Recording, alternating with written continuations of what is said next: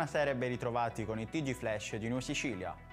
Paura in provincia di Siracusa, dove le fiamme hanno preso il sopravvento in un appartamento e potevano causare gravi conseguenze.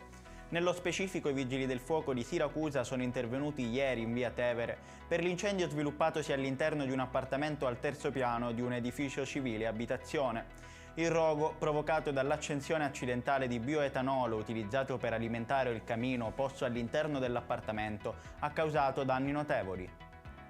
Sono crollate nella notte 2 arcate del ponte 13 luci che attraversa il fiume Sosio tra i comuni di Chiusa, Sclafani e Burgio, a cavallo tra le province di Palermo e Agrigento. Fortunatamente non si sono registrati feriti, nonostante il ponte, fino a poche ore prima, fosse stato regolarmente attraversato da mezzi agricoli. Il tratto di strada, pertanto, è stato chiuso al transito. Torna la paura a Lipari, infatti una nuova scossa di terremoto si è verificata nel pomeriggio di oggi. L'INGV ha registrato un sisma alle ore 16:25 a una profondità di 7 km.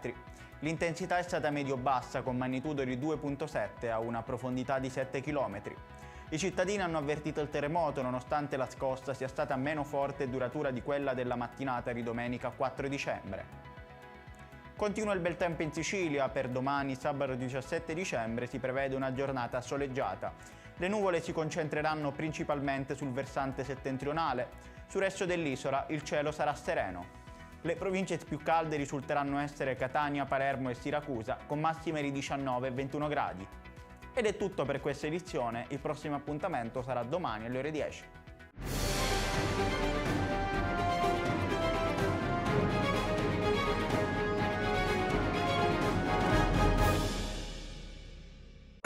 Natale ad Acireale.